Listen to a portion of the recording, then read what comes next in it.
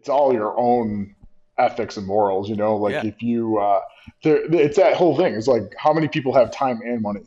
Like, not 100%. many, No. right? So like, I find myself in a position now, I have no time. And for the first time in a long time, I have a little bit of money. So I'm like when I don't 100%. have time to scout and do everything that I like, know.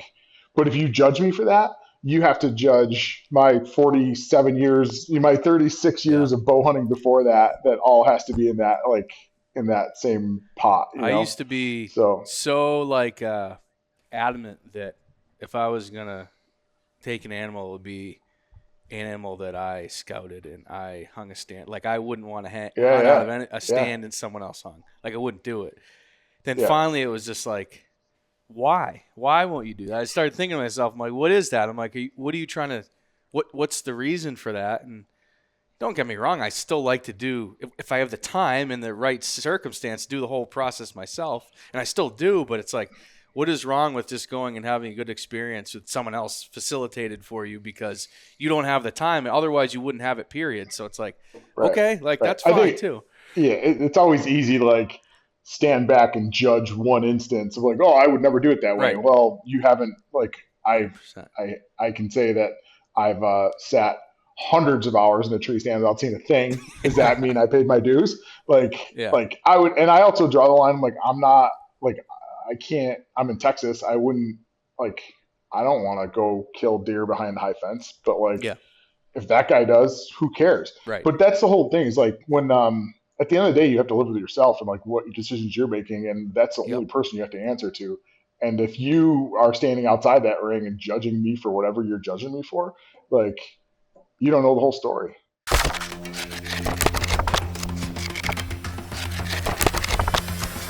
Welcome to the Just Hunt podcast.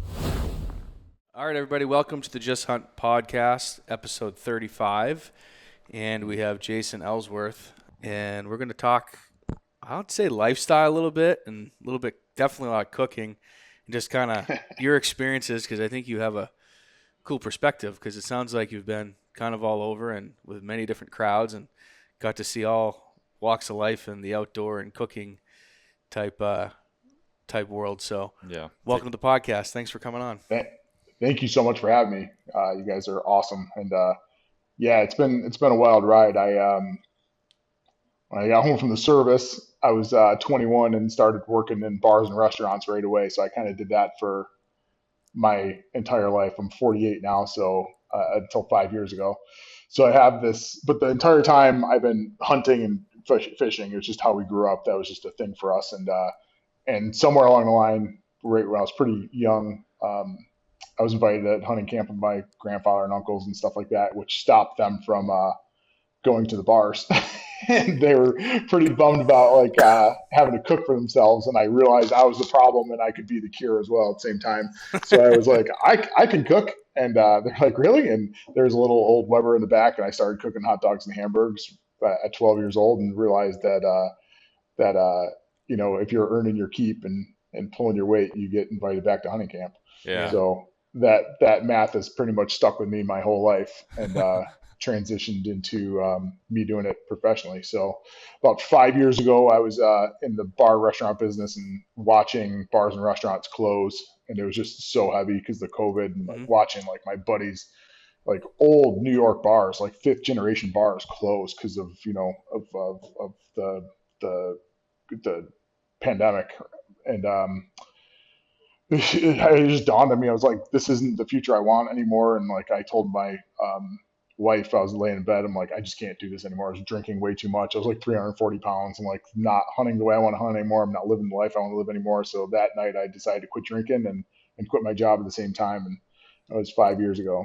Didn't know what I was going to do. And my buddy, Casey Bard, who owns a company called Tactic Calories, was looking for a sales manager. He's like, dude, just come work for me. I jumped over with him for a few months as his sales manager, and I handed him my first months of expenses, and he's like, "Whoa, I didn't plan on this." But the whole time it was happening, we're getting Tactic Calories was getting invited to like cook at places, and one of those places was in Texas, and Casey's like, I'm not going to that. I'm like, can I go to it? It sounds cool. It's like a hog camp in Texas. He goes, you want to go, like get content out of it and it'll be fun.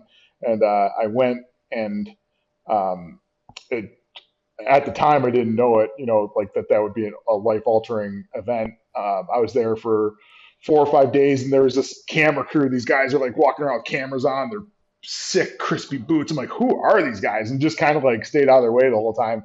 And never really talked to them for the first 3 or 4 days. And like the fourth day, I was sitting around a campfire, just shot from like cooking for all these guys. And the guy sits down next to me. He's a huge dude. He's probably 6'5", 6'6", and looks at me and goes, "What's your story?" Like in a very aggressive manner. Yeah. I was like, and my first thought was like, this is the first time like that I'm in a social setting. There's no alcohol to fall back on. I'm like, you know what? I'm like, match his energy back. I'm like, I'm just trying to do cool shit with my friends, man. And he's like, me too. And that turned into like him being one of my dearest friends. So that's Caleb Copeland. He owns a company called Copeland Creative. He does all the, he did the Crush forever for Lee and Tiff. He does all the stuff for Black Rifle.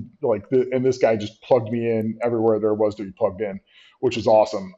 He's like, do you want to come to my camp right down the road? I'm like, if you want to change my plane tickets home. And that's been a 5-year, that saying yes to him has turned into like Ellsworth Cooks as a career. So from your story or that part of it, it sounds like you just all of a sudden started cooking for people at camps. But has it been? And now I know you talked about the hot dogs on the Weber when you're 12. But was there a progression to get like? Are you like a chef? Are you? Yeah. You are. Yeah. So like a classically trained chef, or like how did you? Not classically trained chef. So I also didn't give myself the acronym chef. Like somebody like gave it to me, which is super cool. Okay.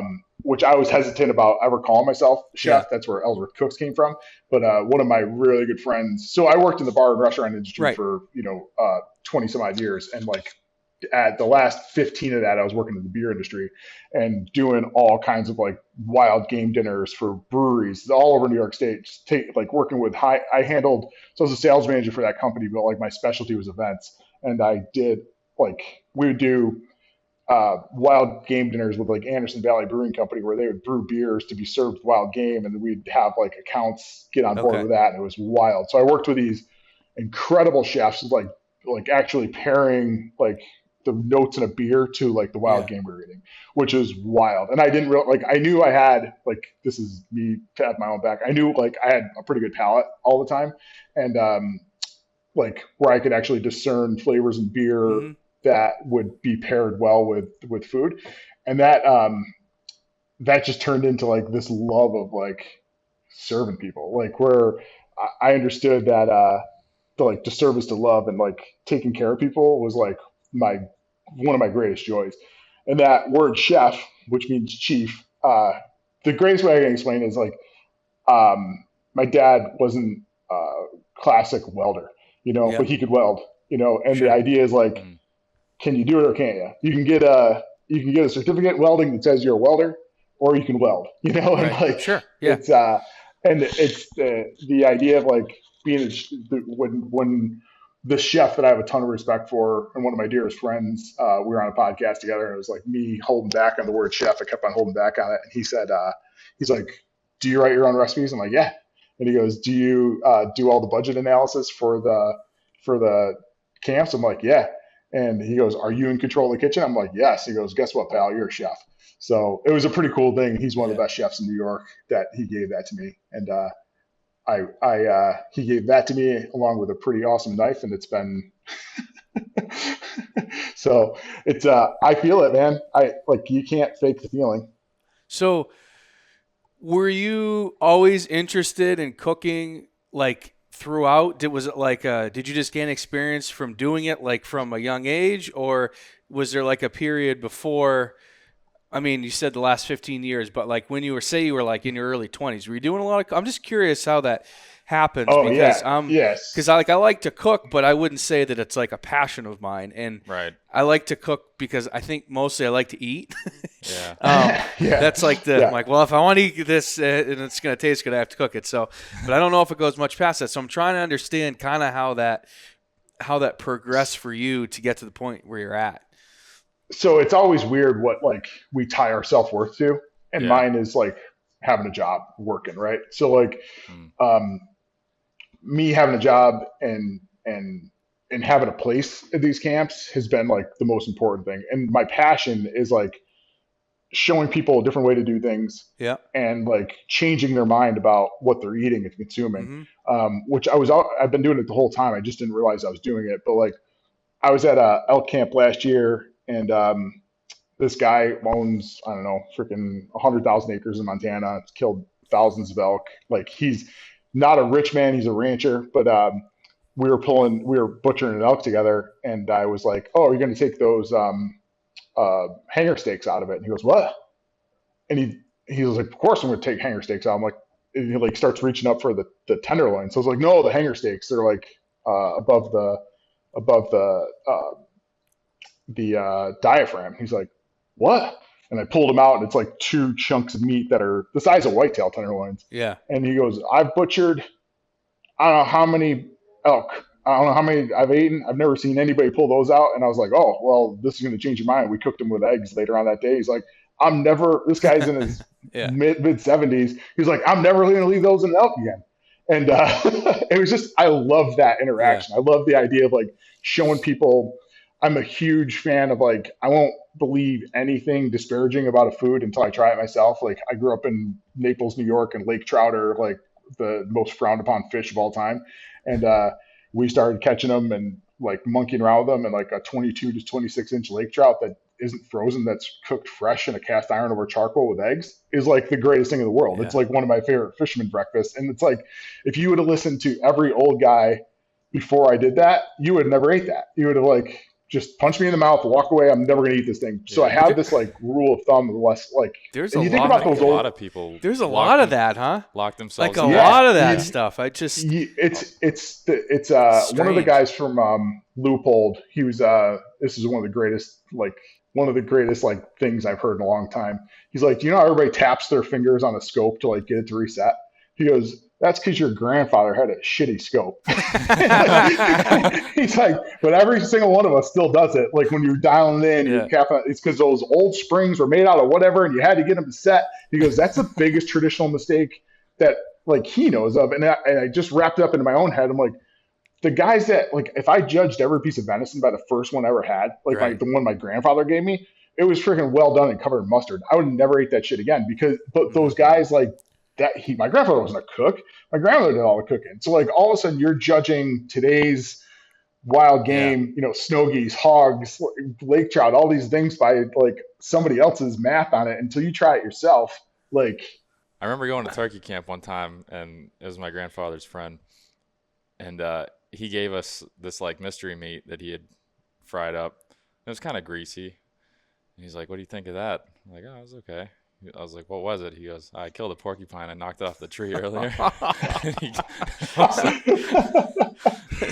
But you think Really? like possums, He fed us porcupines, porcupines, all that stuff, raccoons, all that stuff was fair for the longest time. And now it's like, I think we also have this new access to like the greatest beefs on the planet all the time. Like, if one of us has had like Wagyu in the past, 6 months for sure. Right now you're judging like a 7.5-year-old buck compared to Wagyu. It's not going to be as good, but it's like, from my point is like, if you had the wherewithal to kill it, you should probably have the wherewithal to like finish the process. 100%. And that is a harsh thing to say because, so many people are like, I have to drop it off the processor. I have to do all this stuff. But from my point of view, unless you have controlled every step of it and cooked it yourself, like you really shouldn't have a strong opinion on what something tastes like. Yeah, I hear you. Yeah. So what are some, you mentioned the lake trout, which I haven't heard the lake trout. And honestly, like I think lake trout is excellent.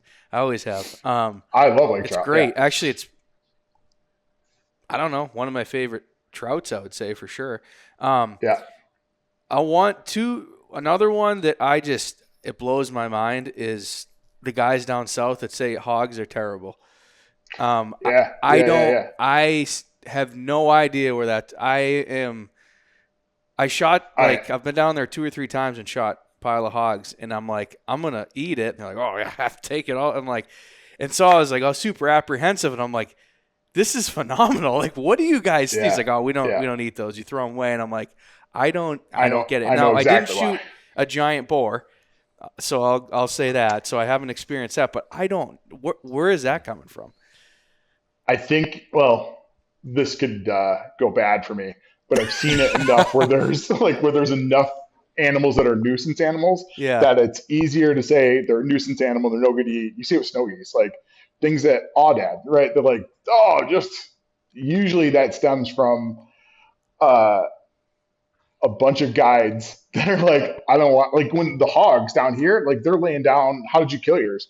Rifle? Yeah, and like when they're laying them down with like Gatling guns off the side of helicopters and they're Yeah. shooting freaking 15, 20 at a Yeah. time, like if you want to do that, have fun, go do it. I think it's awesome for you. Like, but I think like when they're blasting the crap out of them and like leaving in the field, like yeah, like I don't want to go clean those things either. Right. So usually I think it falls a lot. That was the same thing with so I do this event every year called Winter Strong down in South Carolina. We do this like wild game tailgate every like one night of the 3 nights. We do this wild game tailgate where I'm like, tell me what it is, but like give me an idea of what wild game you're gonna bring, and we're gonna make it taste good. So last year, Christian Schaff, who is a good buddy of mine, he shot an aoudad like 2 days before and brought a backstrap from it, and he's like, these guys said not to eat it and it's going to be terrible, and like he's like, if anybody can make it taste good, I know you can make it taste good. And I was like, what do these things eat? And he's like, well, they eat a lot of prickly pears and they eat some like whatever else, I can't remember, but I was like, okay.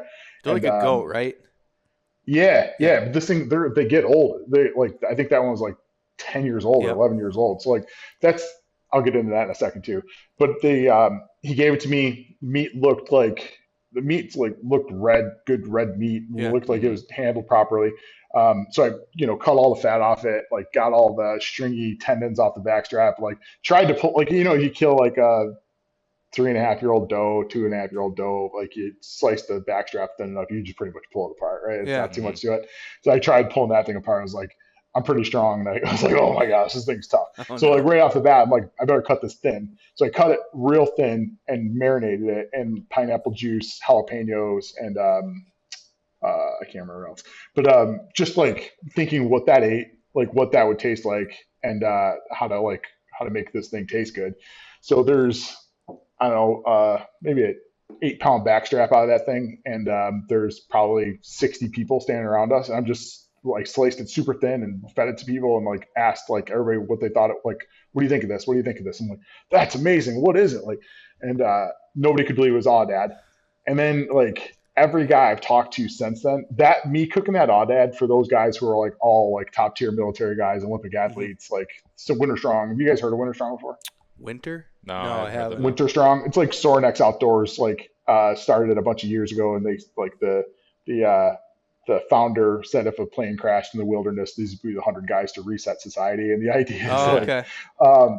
idea is like, Olympic athletes probably haven't spent much time in the woods.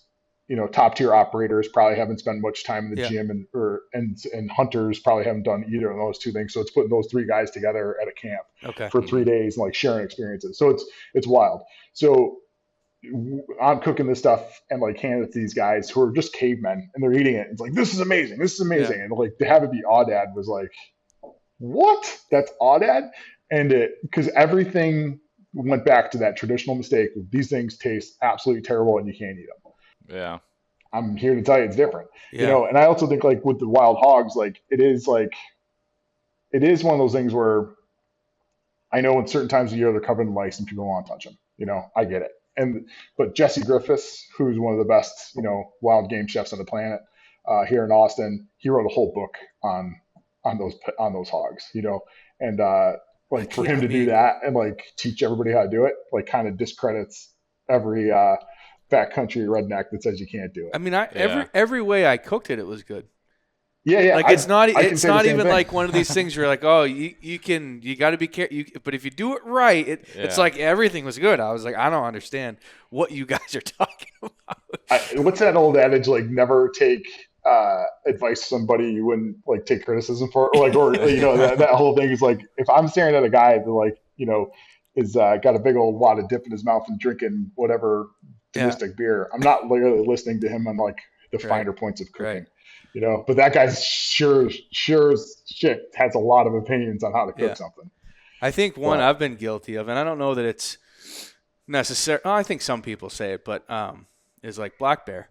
And I didn't really have an opinion. I just didn't really want to eat it. That's a I don't know why that I hear. But do you hear that it's bad though, or that I hear people say that they don't like it, and I'm like, why? Like, well, I had it once, I didn't like it. And I finally tried it, like, I don't know, 5-6 years ago, and I was like, wow, this is good. And then now I'm just like, now I black bear hunt every year and shoot black bears because it's like, and honestly, it's like our favorite wild game meat now. It was the favorite wild game meat of the pioneers. They preferred black bear over whitetail. Yeah.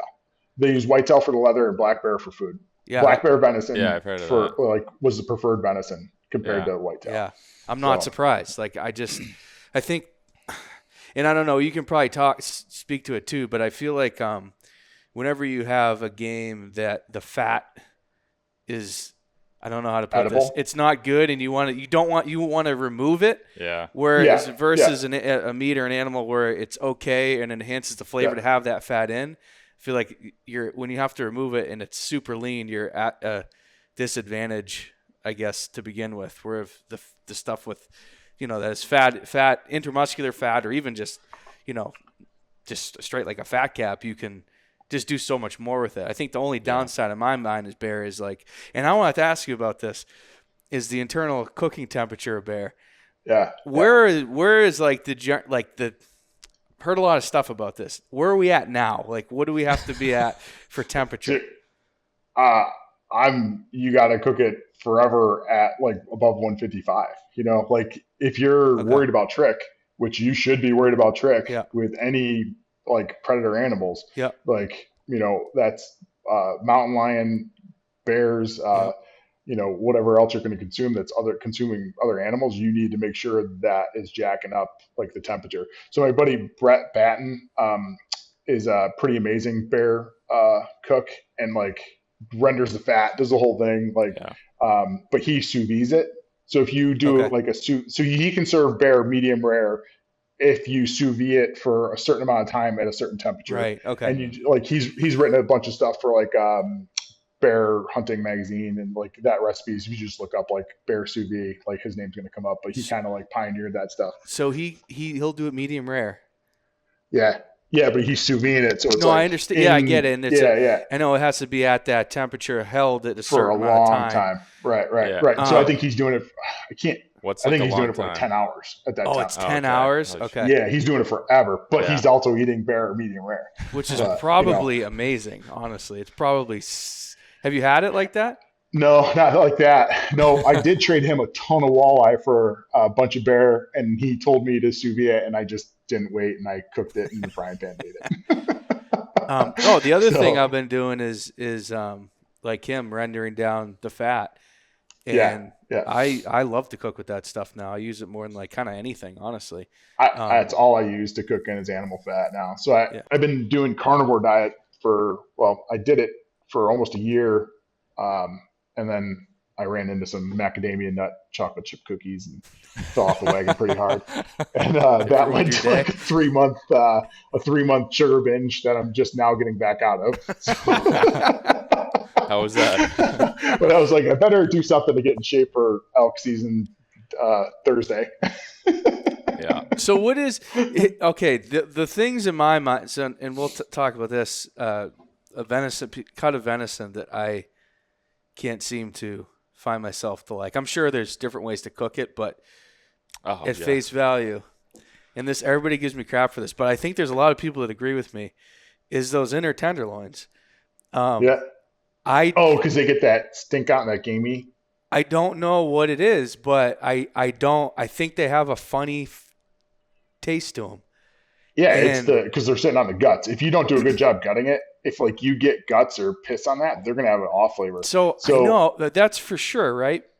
But I have went out of my way to make sure I don't. On like I'm talking like great shot in the deer, nothing is compromised. I mean like a clean gut job. It's like gutted and like immediately. Yeah. And I get those things out of there, and I still. What's that? How fast are you eating them? I would say it's probably pretty quick. Yeah, they're always breakfast for us. They never make it to Yeah. the freezer. So I think like I agree. Like I've had tenderloins that somebody else has like cleaned the deer, and like they've definitely ruptured whatever. And you can start seeing it too because it gets like that greenish hue to it on the Yes. outside. That's bacteria. So you got to like cut that slime off. But This is I grew up on that, so I think I'm immune to it. yeah. But No, and I know that I just man, I am trying to. I get it. It's like that. It tastes like how the insides of the gut smell. Yeah. It's like yeah. But I even think with it's getting out, like I said, super clean shot, nothing behind the diaphragm ruptured or like that's maintained. Dies quick, get on it, get it out. Because I'm like trying to like this. I've actually made it a point to be like, all right, because everybody keeps saying that. I'm like, this one, that's gonna, and I'm like, it's still every time. Now, don't get me wrong. I'm sure if you like did something other than just like seasoned it and like seared it, yeah. I probably would be okay with it. But I just am like, I feel like this should taste good to me, just seasoned and seared and cooked like medium rare. And I just can't like I have other people that love it, and I just am like, that's the only cut. I'm just like, I'm not a huge fan of. Like I love heart. It's like my favorite. I love heart. It's like it's my favorite. But yeah. I don't know. Like I throw them in grind them, which is like people think is terrible. I'm just like I always think, like if you're as long as you're eating them, I don't care what you do. Yeah, like that's the whole like if you don't like it and this is the thing we were talking about before we got on. It's like your opinion is based in knowledge, not based in somebody else's opinion. Like I think that's gigantic to say like I know that I don't like this because of X, Y, and Z, my experience. Like you just went through a really good list of reasons that I can't pick apart to say like why you don't like them. right. We all have different palates. Like I'm sure like you guys like cream and sugar in your coffee. I like mine black. Is all those Right. things like where when you think about like different scents and different smells and like what I like compared to what you like we're all completely different. And That's as long as like I don't think like, I give as long that as enough you- credit. Is just Yeah, the you- different you- palates. you're I don't like think I do. doing I'm just like something wrong. I'm like this is good and this is bad and like everybody should think this is good and I guess but I want to it like in my mind I want to like it. And I'm like I should Yeah. like this and I'm just like there's something funky about it. Like I can't. Yeah. I know exactly what you're talking about. That I think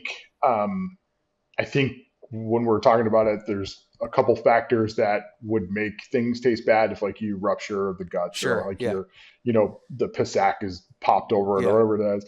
Like or it's not like putting things in water doesn't like you never want to add moisture to your meat, so like you're not helping it there. No. Like the old school thing, like, oh, we soak it in buttermilk. Like, why would you do that? Oh, my great grandmother, like, why'd she do that?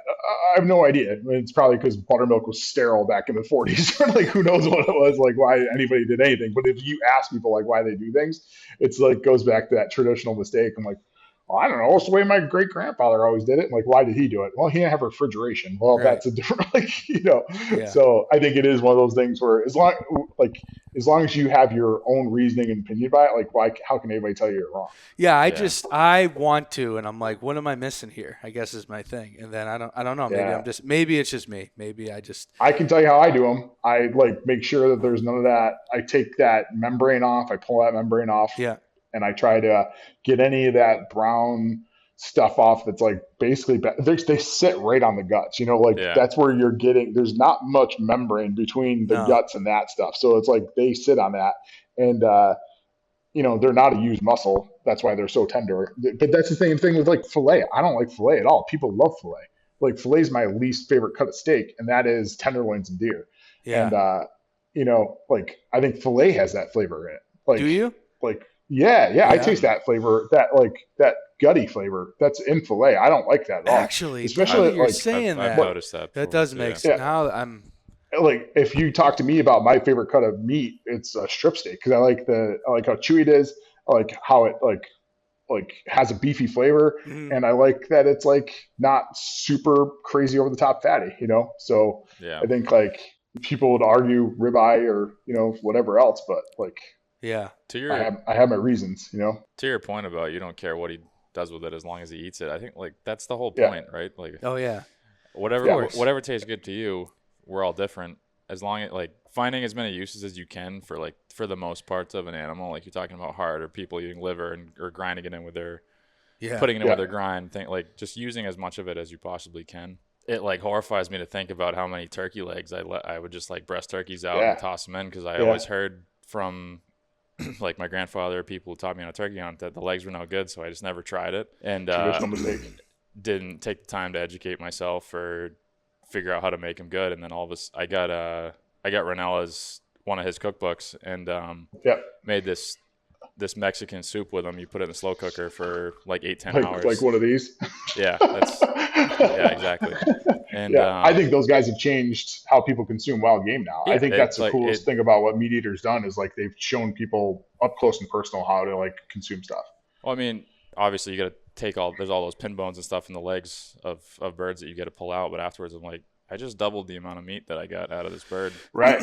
I think if a lot of it comes down to some meat is easy to cook, it's hard to mess up.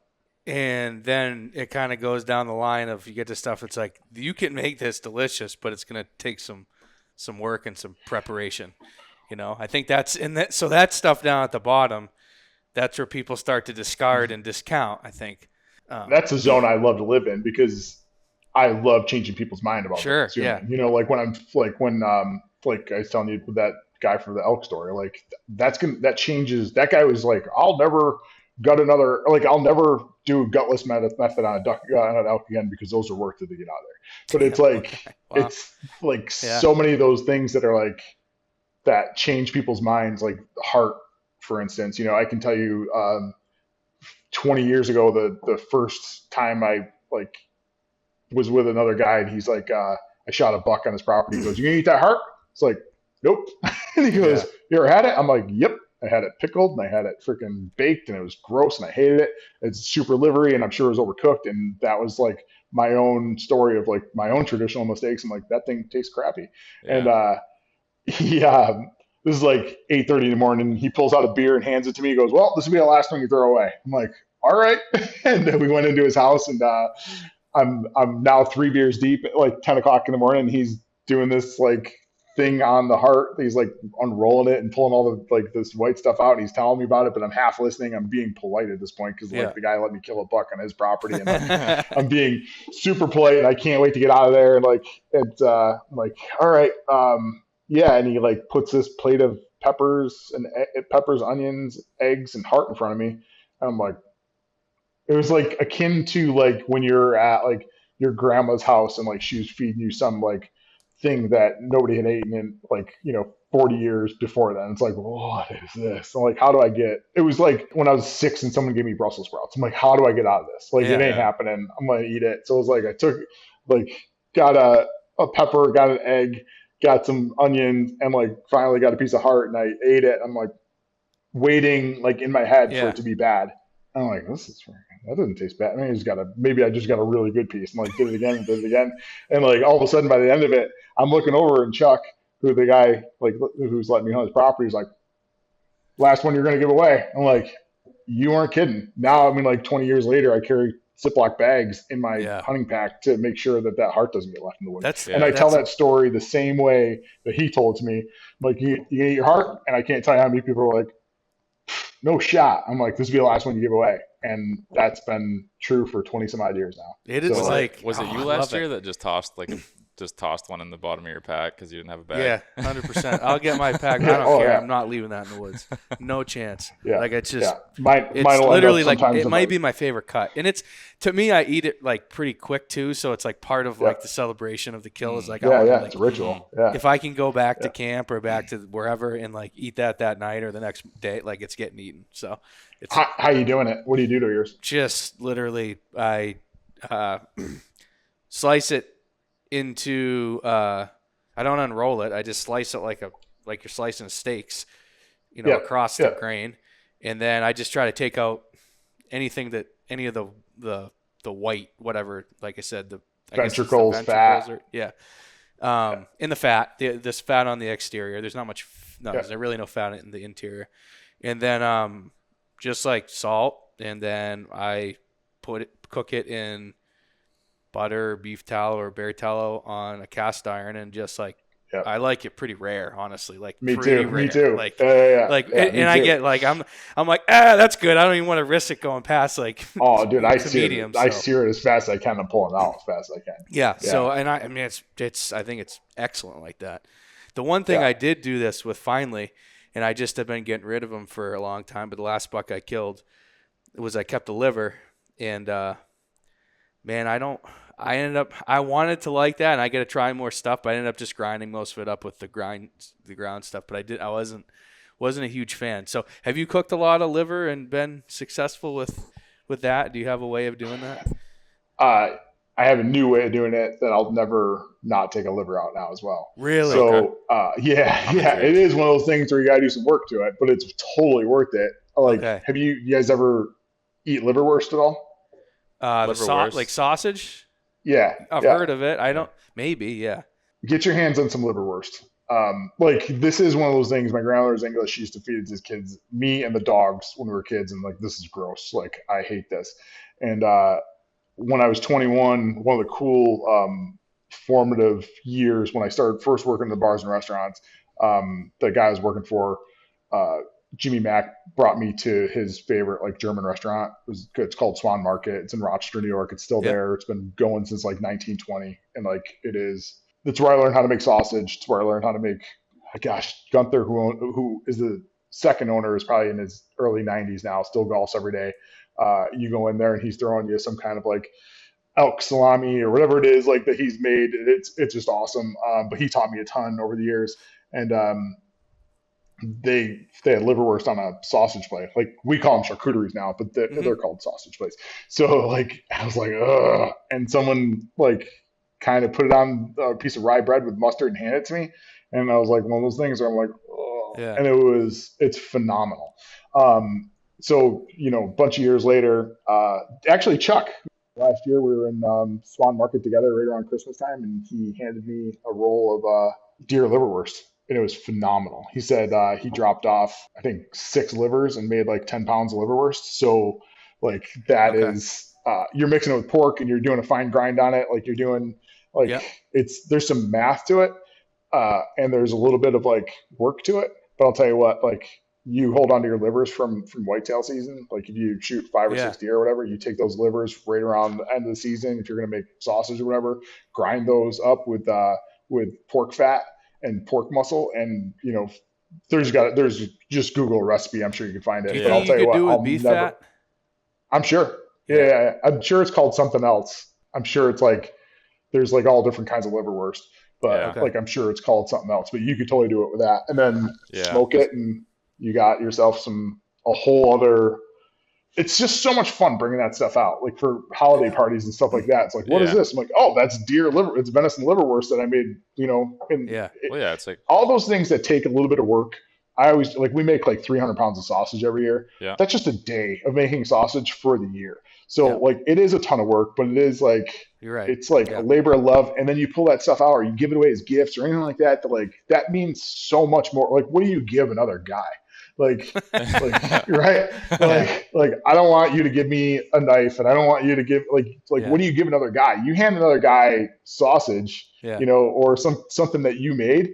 That guy is like enamored with that, So it's like, I think that's one of the coolest parts of like what I get to do is like to share all the different recipes and meat. That's the same thing with the recipes. It's like, here's what I learned. Do what you want to do it. But like, giving that stuff away is like such a cool way to like have your legacy live on. Yeah.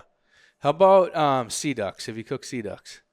No. Okay. I love resident September Canada geese. They are like, oh my God, so good. Like almost as good as any red meat you'll eat. They're young, and that's all if you're killing those geese in September, that's all the 6-month-old geese, Yeah. So they're all pretty young geese. But I love doing. Have you guys done pastrami out of them yet? John did a video. Bride. John did a video after they had killed a bunch with. Remember, he was like feeding it to Henry. Oh yeah. And he had never had it before, and he absolutely loved it. But he had done some type of brine and then put it on the Traeger.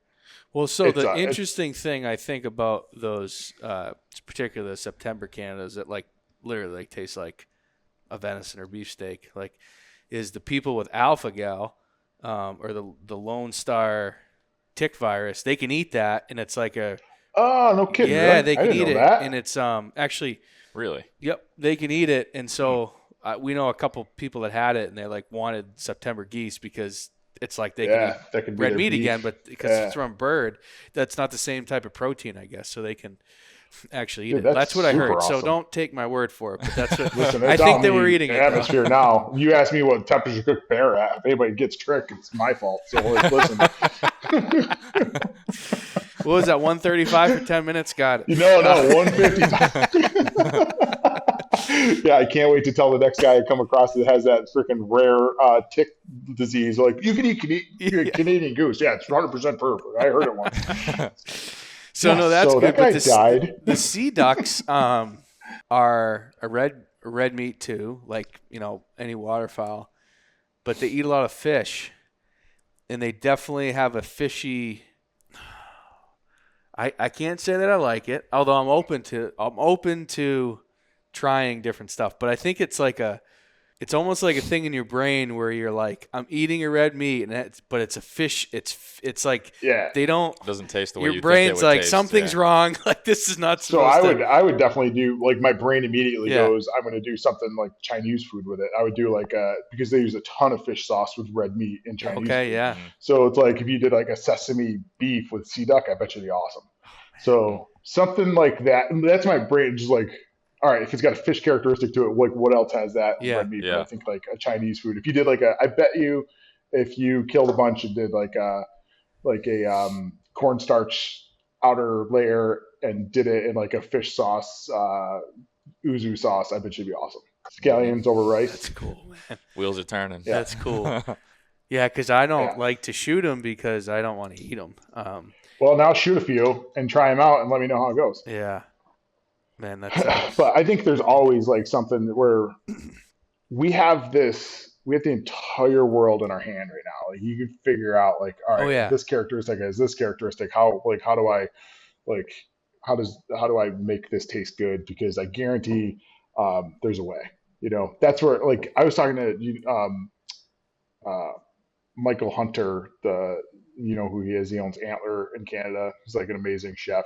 He's like one of our pro staff for Brio. And he's been mucking around with carp. He's like, he's been eating them? And he's like, yeah, he says they taste really good. Oh, no, that guy's one of the best chefs I've ever met in my life. Do you know what he does to them? No. So admittedly, I shot those things with a bow. This is like 15 years ago, but I didn't eat them. I never even tried them. So I can't. Yeah. I think it's like one of those things. It's a big slimy fish, but it's at the same time like, and they're bony, but so's chicken. Like you just got to figure out a way to get around it. And but it is like I think they always fall in that like nuisance category of like, oh, like these things are a nuisance and they're invasive, so they have to taste bad. I don't know. I've never done it, but I'm gonna guess if like you made if you did like fish patties out of it, ground it all and like cooked it in fish patties and like did like a Maryland style crab sandwich out of it, I bet you'd be pretty damn good. Yeah, and there's a lot of meat on one of those things too. They get pretty. All those bowfishermen would be pretty pissed. Like you come up with a good recipe. It's like, I gotta do what with them now? Yeah, I think you're right though about the nuisance thing. It's almost like there's so many that have to be removed from the landscape, and they just don't want to deal with them after. So they just say, "Oh, they're junk," and then that gives us it's the same thing. to get rid of them. It's like it's just like the hog thing. It's the same. Mindset, that's what I'm saying. Yeah. Yeah, it's easy to kill a ton of them, and if you kill a ton of them and they taste good, you got a ton of work to do afterwards. Exactly. So it's easier to say just to have the status quo of like they're terrible. Yeah. And then I think you're right. I think that's what it is. I've been thinking about this for a long time. Like anything I try that I personally cook that like I'm like, all right, let me just figure out a way to have this. It's always comes out pretty decent, where it's like, how would I do this as opposed to how it's, my grandfather would have cooked something, I'm going to boil this beefsteak and see how it comes out. Yeah. Yeah. So, but one thing, so I know that you're traveling a lot right now. You're going around different camps and stuff. Yeah. Doing a lot of cooking. So like, how much time are you actually getting to hunt for yourself in the fall? None. None at all. I'm my big hunt this year, like my buddy Casey, where I would normally be hunting. I started this new job with Brio, so it's like I've been Yeah. trying to like manage. I rolled in a bunch of the Ellsworth Cooks stuff into Brio. So Brio makes like high end smokeless fire pits. They're out of Yeah. Lancaster, PA, and they make all kinds of cooking accessories, which is super fun. I love them. I've been rolling Brio into like a bunch of the camps. When I took the job, I'm like, I have these 8 camps, so like I can't really back out on it. I want to leave my friends high and dry. So it's like, let's roll these camps in. And so for the first time in 5 years, I have a structure of like time off and stuff, and like they've been amazing. Like I'm sure if I said like they're all huge hunters too. So like November they call it branch management month because everybody's working from their phones in the trees, which is great. But I also just feel like I'm so new at it, and like I don't want to like test the waters that hard yet. Yeah. But I have like 2 more camps that like normally I would just be like would be my time to hunt, but this year it's like it's gonna be tough. So I think I'm gonna go home to New York. So my family's Christmas party is like the 21st, so I'll probably stay there till the 1st, squeeze in the last bit of rifle, and then squeeze in muzzleloader or late season. Last year was I killed my first holiday hunt deer with a bow, and I couldn't have been any happier about it. Like it was freezing cold. Everybody else is killing deer with muzzleloaders like crazy, and like at that point I probably killed I think like 14 deer, so I wasn't in any like real hurry to put anything in the freezer. And I was like, I'm just gonna stand in this tree stand for a few days and see if I can't kill a late season doe with my bow, and I did, and it was one of the happiest deer I've had in a long time. I was stoked about it. I love that holiday. We just bought a place out there. We have a cabin in Western New York, and I think we've done it. Well, it's 2 years now, but we're gonna do it every year. But like basically, we go out. Family goes out the day after. We actually might be out there for Christmas this year, but the day after Christmas, it stays for that whole hunt, and we like shoot geese and ducks in the morning. Yeah. And we cook it, and we like that's part of it. We like always have like a duck. A duck meal, and then obviously there's plenty of venison, and hunt whitetails in the evening, and it's such a great. It's like it's just like late season Christmas New Year's camp. It's the best thing that New York has done with hunting seasons in my lifetime.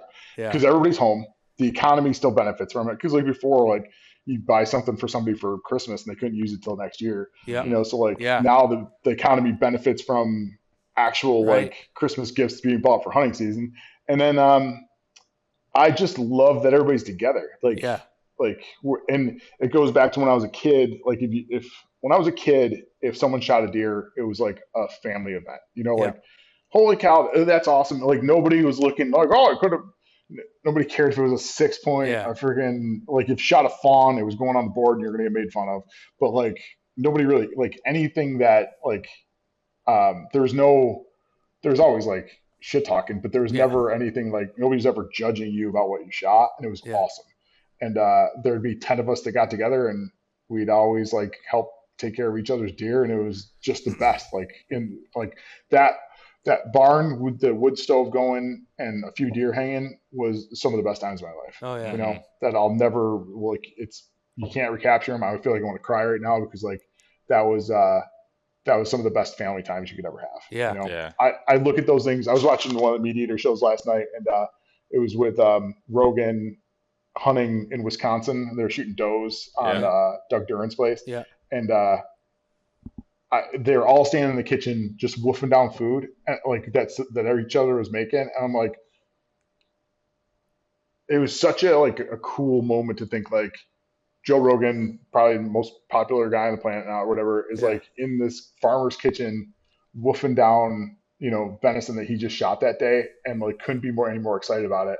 And we all have that ability to do that. Like instead we all choose to be like, well, I wouldn't have shot that deer until next year. That's 6.5. He could have gone another year. And then you're like, all that stuff is like, that was insane to me. You're just completely missing out on I 100%, there's a place for that. And like, if that's the way you want to hunt, that's the best, like go for it. I applaud you. Like I have a ton of respect for those guys. just not how I grew up. Like, Yeah. Oh, you I know, know. I'm Yeah. not shooting small bucks by any means. I think I went 7 years without shooting a buck in my longest stretch. But at the same time, like, if you want to shoot that deer and it makes you happy, like, Yeah. I'm not the one No. to take that away from I you. agree with you. The other thing I'm thinking as you're talking about the holiday hunt too is it's one thing to be like, hey, let's get together and hang out for a few days. It's like, oh, well, okay, but why? It's like, well, why? Yeah, yeah, like it's not like I don't want to see you, but it's like, well, I got a lot going. Why? It's like, well, we'll go hunting. yeah. But not, but Right, it's right. it's a reason to bring it together. You know what I mean? Yeah. Like to everybody, and I just think it's a lot easier to be like, oh, go spend time with family and close friends at camp, and we get to hunt now as well, Yeah. and it's the holidays, so it's like I think it's awesome. I think it's like the perfect. I have this. Perfect deal. I'm completely blessed with this group of guys that I met through the beer world. The family has like 1,500 acres on Cuca Lake. They've been there Nice. since the Mayflower. They came over like they're Really? pilgrims. Like they've been there that whole time. I was completely blessed to like be one of the first guys outside the family to be able to hunt the property.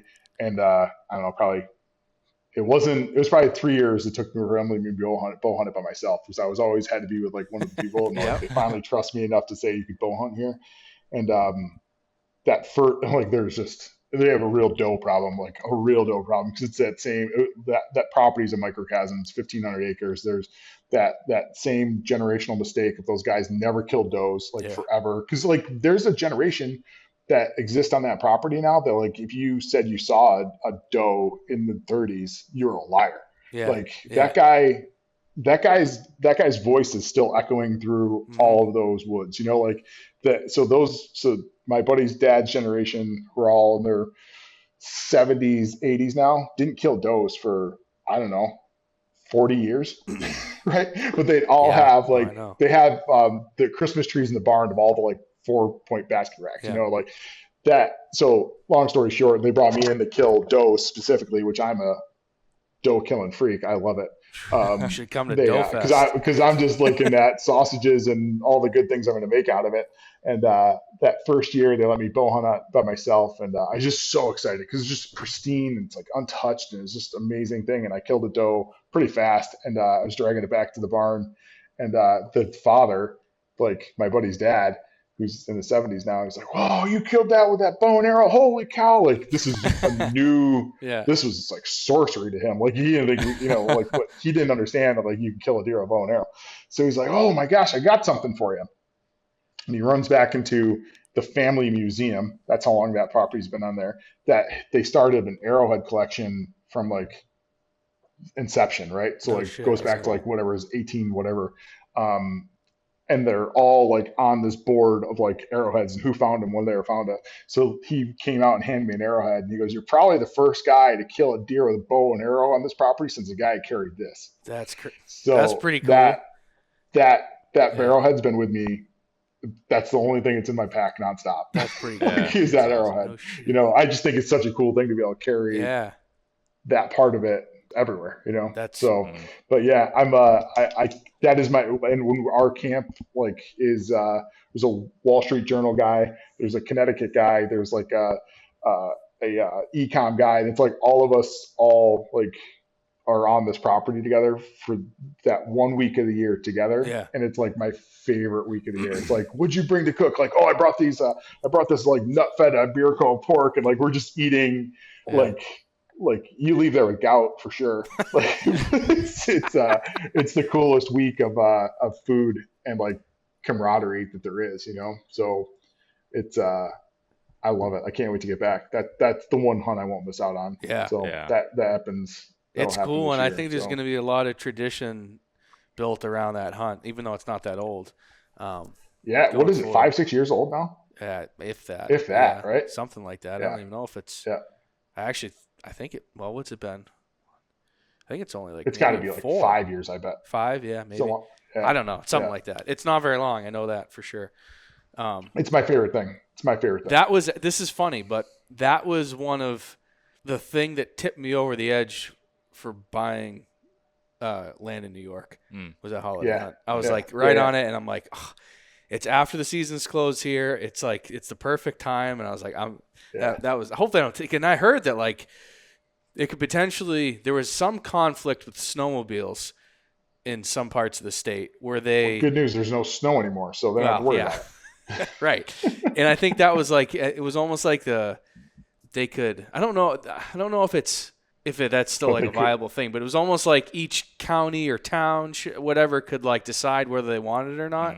This was in the beginning, and I haven't heard anything since, but it seems like it's here to stay, which I think's pretty cool. So. Yeah, I hope so, because snowmobilers, in my opinion, like in New York State, like everybody gets like it's the farmers donate trails, so it's like, but I can tell you that from my experience, like growing up in the Finger Lakes, that like the snowmobilers just go wherever they want, and it's like it's kind of crummy because like if you are a rabbit hunter or anything like that, it's like there's I get it, there's time to share all that stuff, and there's only two groups of folks, us and those assholes, So can you so like a typical, I know there's probably not a typical one, but the most average, we'll say, camp that you cook in, like how does that work from the beginning? Like does someone call you and be like, hey, we're doing this camp, I'd love for you to come cook, like, and then how does that can you take us through the process that you do to prepare for that and then kind of how it goes?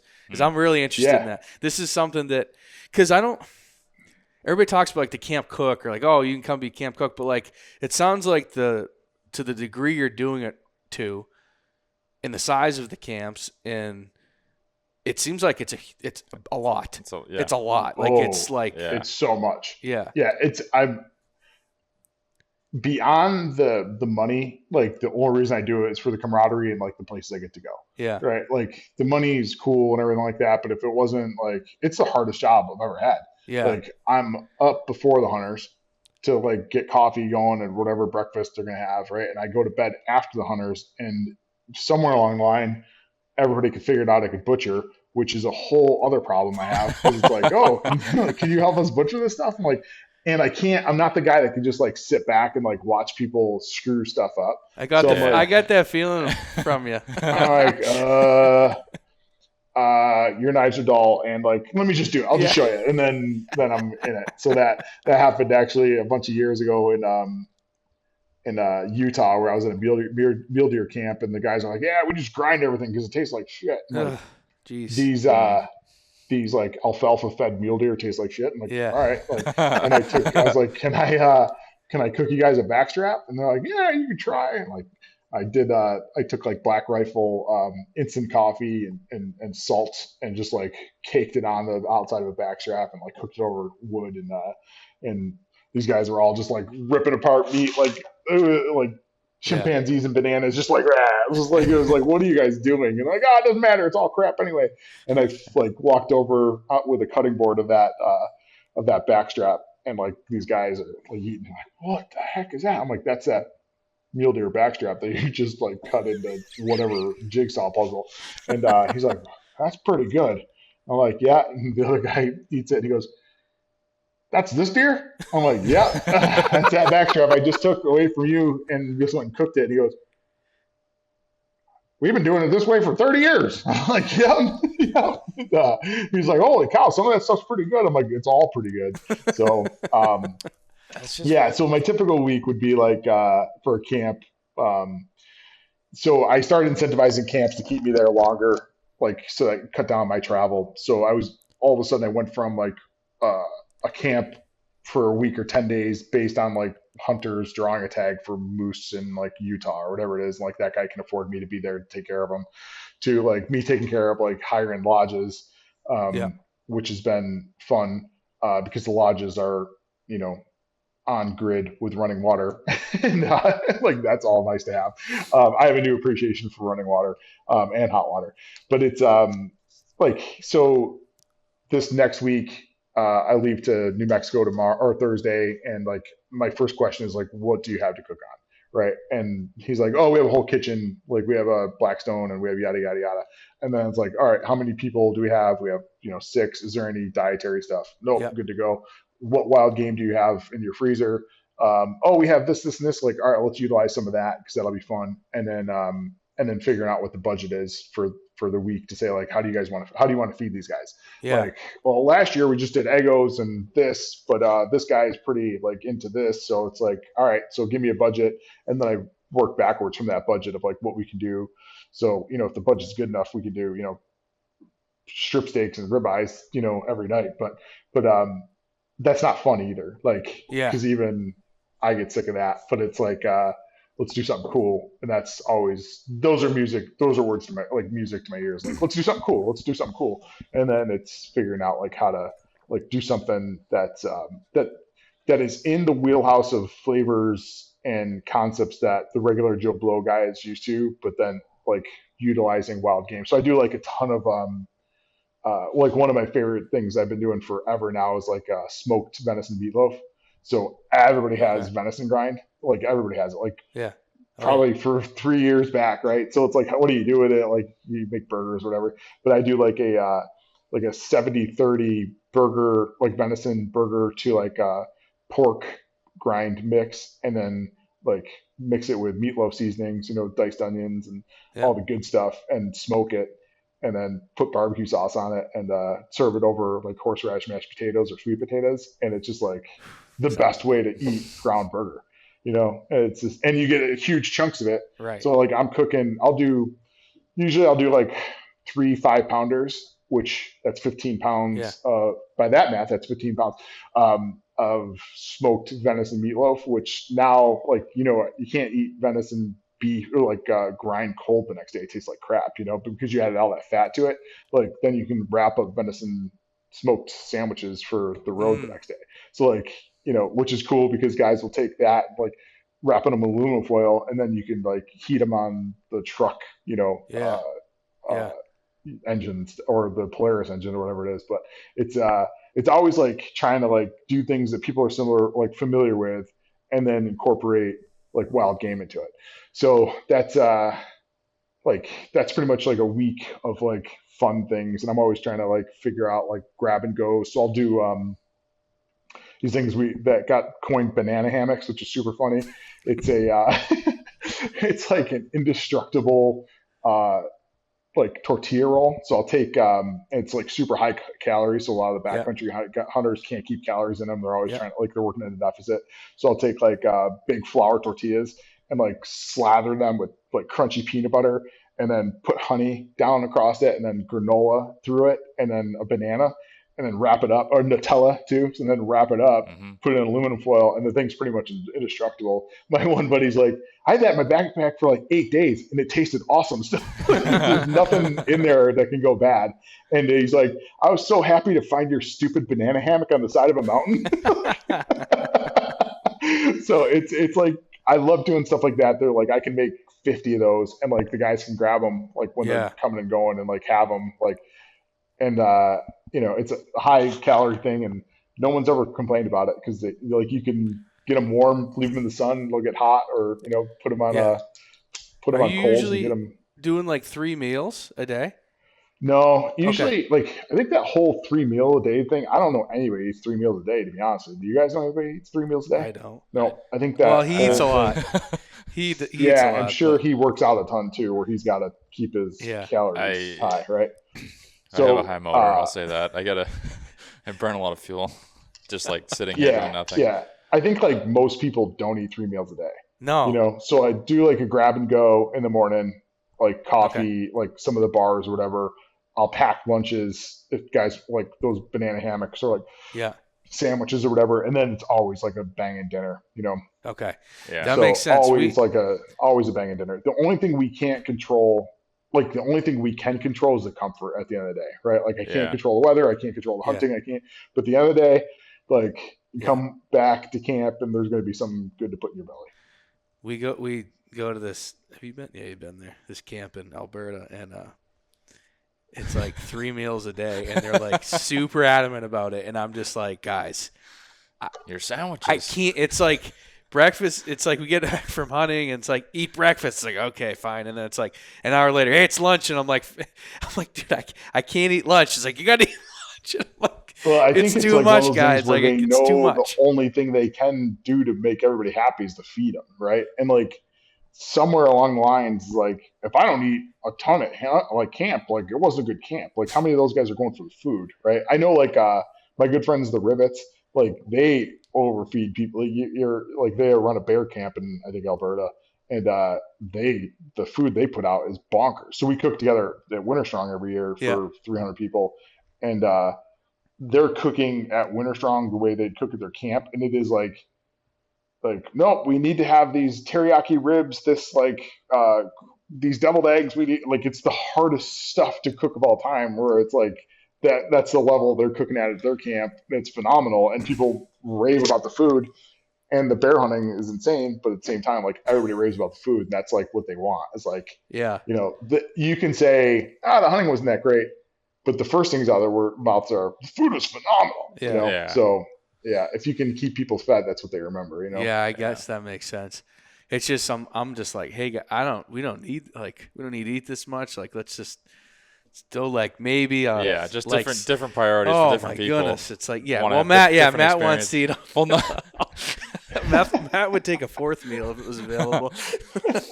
no, I'm there's always saying guys for, like for that. other people who come up there. Sure. No, I know. It's just funny compared to- how it's just like the 3 meal thing. I'm like, I sometimes eat lunch. Yeah. And I don't eat breakfast almost ever. Yeah. And so it's like Yeah. I'm used to like I do like to eat a big meal in the evening, but it's like oh, we're not eating till tonight. That's cool. Let's go. Like I'm not worried about it. I feel I feel pretty awful if I don't if I don't eat. I mean, it's always like taking care of the smallest of sums. It's like take care of that guy. Everybody's satiated, but it's always but no, I think I'm like used to it at most this camps don't expect to do 3 meals a day. I was curious about that. I'm like, because then it's like you just are constantly. Well, not you probably already are constantly, but like I don't know how you do. Man, that would just be a lot. Just insane. It's there's some weeks like at Winter Strong I'll sleep for like 9 hours in 3 days. Just like living by the smoker. Yeah. Like it's all just so hands on, but also cooking for that level of humans like an honor, So it's like no, I hear you. It's So do you have every night planned out like before the week, I assume? Yeah, and I mix it. So like I'll buy like all the proteins for the week. Okay. So you're trying to use something that the camp may have that they want you to try, or they have more like an excess of, or like what's the I think it's always like I'll always ask like the camp, what do they have in their freezer? I'm like, oh, we have like a couple turkeys from spring. I'm like, all right, let's use those. Like it's always fun to say like, what do you got? And then they tell me, and then because it's fun. Are people also ever like like going to throwing the stuff butcher in? stores. Say that again. Sorry. So are people like ever throwing stuff in like old stuff that they would just want to get rid of? Well, that's so they'll what put I'm that in saying, the pot? Oh yeah. I look at the stuff when I get there. I'm like, Yeah. Like, I'm not using this. I bet you like not half the stuff, but some of the stuff, if you didn't cook it, it may just like sit there for 5 years and get freezer burn and get thrown away. You know what I mean? Yeah, I can say that like the worst is like when a vacuum seal breaks, then like it's just freezer burn. Or, I mean, really the worst is like an unidentified meat wrapped up into like a Ziploc bag. Like, we don't know what this is. I'm like, I'm not cooking that. Like I can't put my name on something. It's already kind of risky. Just make it taste good. I thought stuff out. And I'm like, at least have to know what it is. I also come from the school of like my old man who's one of the best pranksters of all time. Like if you left like your like rectum in a deer, like he would vacuum seal that and like give it back to you. That's awesome. Like he's like, like they left it in there. They must have wanted it, So it's like, I don't know what this is, so I'm not gonna cook it, So, but it's always fun to see like what they have, and then it's cooking's super collaborative for me, So it's like, oh, we did this like this like Canadian goose cranberry sauces last year. We got a bunch of that. I'm like, all right, let's use that. Like, let's figure out a way to do something cool with that. And it's always neat to like kind of involve them because they're excited to like. It goes back to that thing of like, what do you give somebody? It's like they're excited to like, oh yeah, this is from that moose we did last year, or like whatever it is. Like, can you do something with this? I'll tell you, the one time it went really bad was I did a brisket out of a buffalo that turned out the buffalo was like 15 years old, and I didn't know that. Like, I can't tell by the age. I just like, or like the beef, like how old it is, or the meat, how old it is. And I just saw this huge brisket. I'm like, holy cow, let's do this. He goes, oh yeah, that's from the bison I shot last year. I'm like, let's do that. Like, and like went through like every painstaking thing to do it. And then like, we don't eat 18 or 15-year-old briskets. We ate like 18-month-old briskets, you know? Right. So there was nothing, like we were all like, I worked on that thing for probably 18 hours too. Like, Oh man. like all the stuff I put into it, it was like, at the end, it was like, What do you say in that situation?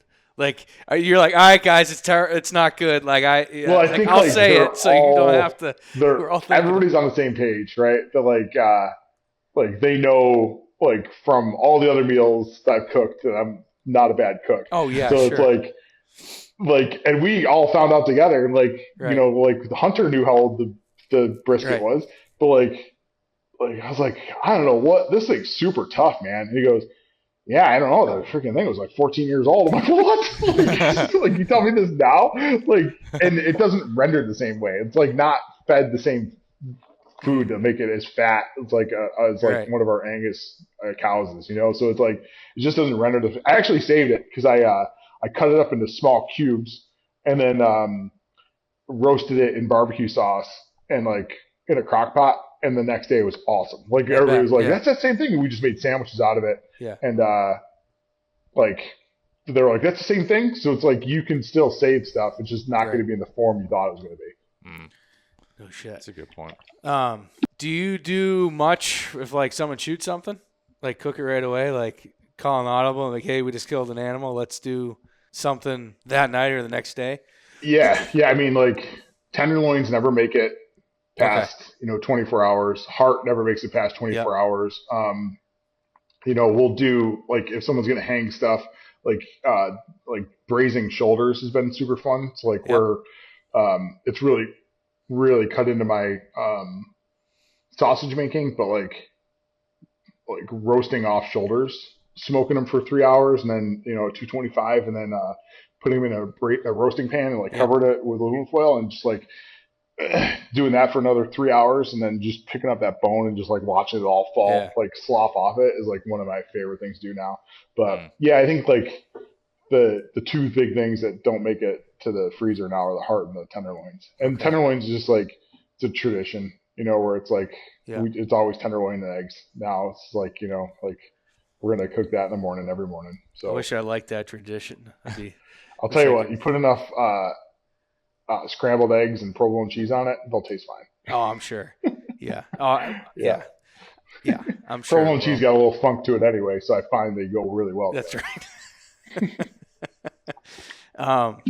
Are you getting up and like you said you're getting guys like coffee and stuff ready for? Okay, so you're literally like, do you get a break in the middle of the day, or are you already working on like? It depends. It depends. Cooking, like if the hunters, like if it's elk camp, they want me glassing, so I'll go glass. You know? Really? Like, okay. Yeah, which is awesome for me. Yeah. And I love it. So like if I can go glass like on a mountainside someplace, like I'm in. So it's not like sitting in camp usually like says I have to go shopping depending on how far. Like shopping consists of like lack of storage in a lot of places. So it's like it's better to sit in the grocery store than it is to like for me to jam it in a refrigerator or a cooler someplace. Sure. During the day, guys, like I'm running to the back to the store to like grab stuff for the meal the next morning or something like that. Yeah. But I've had it where guys like to hang out in camp too. Like we're, hey, can I do anything with you? Like, and then you're prepping stuff with, because I haven't met too many hunters that don't enjoy some aspect of the kitchen. Yeah. So and it's just a really good time for camaraderie or naps, which I've in the past few years I've really like started. I also have a real problem like letting anybody see me like sit or rest, whatever broken in my brain. So like I never try to like especially if I'm at like some of these lodges. Like 4 years ago, I was in El Toro Rancho with like some of the Yellowstone guys and like the Yellowstone TV guys, Yeah. like we're watching the premiere of Yellowstone before it's out on the show on a 100-inch plasma, No shit. and any one of those characters could have walked in or out of the TV. Like, Yeah. it's not cool for me to be napping on that couch the next day. Got it. Yeah. Like, I just feel like I'm like, like what the hell's the chef doing? What's this guy doing? Like, it's not Sure. like you're somewhere in the middle between like the help and like the host, So I gotcha. it'd just be like if you hired like somebody to work in your house and they're sleeping on your lazy boy. Like, Yeah, I what's this get guy it. doing? So I get it it. is weird, but I don't know. I seem to be getting by just fine with it all. But, So how has that grown? You said you do 8. You're doing 8 now this year? yeah. And this is an easy year. So like the last few years, I was in Montana for like 60 some odd days straight last year. Which the Brio job with these guys, they hit me like we met at the Pennsylvania TAC, and I was working with Montana Knife Company and doing a dinner with the Bearded Butcher guys. And Brio works super tight with the Bearded Butcher guys. And night one, I met the Brio guys, and we all hit it off. And they were like, "You should come cook at our bear camp. We'd love to hire you for our bear camp." I'm like, "I'm in." And night Yeah. 3, they're like, "You should come work for us. You should come work for us." And I was like, "Hey, I don't know about having a real job again." And then was looking at like my travel schedule, and I was going to be in Montana for like 71 days straight this year, which I love Montana, but like, dude, that's a lonely place, man. Like, it's like, Yeah. and it, Pretty like, desolate. I live in Austin now, and it's the opposite. It's like, this Yeah. is too much. This is too many people. Like, but like when you're like around 5 or 6 people for like max for 50, 60 days, it does something to you, like where you're not. Oh, so you're literally cooking for the same It's different people? groups of guys. Yeah, no, it's different groups of guys. But it's that at the come same through- lodge or whatever? Yeah. A lot of the times, yeah, it'll be the same No place. So I like shit. incentivize guys to like keep me there so I don't have to travel. Yeah, So yeah, like that makes sense. it makes a lot of sense so I don't have to like go to the next camp and like restart all over again. So like I charge a daily rate to say like I'll be here, but I'll charge less if you keep Sure. me on for this That amount of makes time. sense. But so it's different guys every week with same, Yeah. kitchen, same guides, all that stuff. But Okay. yeah, it's last year or 2 years ago I was in Idaho for like 30 days, living in a camper, taking care of this like crazy high end. The guy was managing like I don't know 200 some odd thousand acres there, and the hunters that were coming in were ultra wealthy guys, and but I was never around more than like 5 or 6 people for like 30 days, right? And that does something to your psyche too. Like Yeah. like there's not cell service in a lot of these places. Like it's not. Yeah. It's a weird thing. And Caleb Copeland, who's good, I was talking about earlier, I flew back to I can't remember, but I was driving through Kansas City for whatever reason. He goes, "Hey man, I forgot this like step to my tree stand, and Shields has it. Could you stop at Kansas City Shields and grab this piece for me?" I'm like, "Yeah, dude, nope, I'll do anything for you. Yeah, no problem at all." Like I pull into Kansas City Shields. I can't find a place to park. I'm like starting to get that like prickly feeling on the back of my neck. Like this is too many people. Like this is too much. And like I walk into Shields in Kansas City, which is just nuts as it is. And like I'm getting bumped and like people are like coming near me. It's just like too much. And I'm like way overstimulated. And I don't Yeah. get that way, but like being Yeah. understimulated for so long. And this is why I love Shields. Like some Shields employee walks over to me and goes, "You all right?" I'm like, "Not really." And he goes, "What do you need?" I'm like, "I need this, this, and this." He's like, "Let's go get it and get you out of here." Like he knew that I wasn't okay. I was like, "I've been in the backcountry for like 30 some odd days and I've been around more than 5 or 6 people." And he goes, "Well, this is the opposite of that, considering Missouri Rifle opens tomorrow. This is our busiest day of the year." I'm like, I got out of that place. I called Caleb and MF'd him. So I'm like, "You know what you just did to me?" He's like, "Oh man, I had no idea it was gonna be that busy." I'm like, "Yeah, I was not prepared for that." But that'll be etched in my memory for the rest of my days. Of like that Shields employee just saw me like Yeah. melting in the doorway. I'm like, "This is too much. There's a carousel in here. This is too much." So what do you think?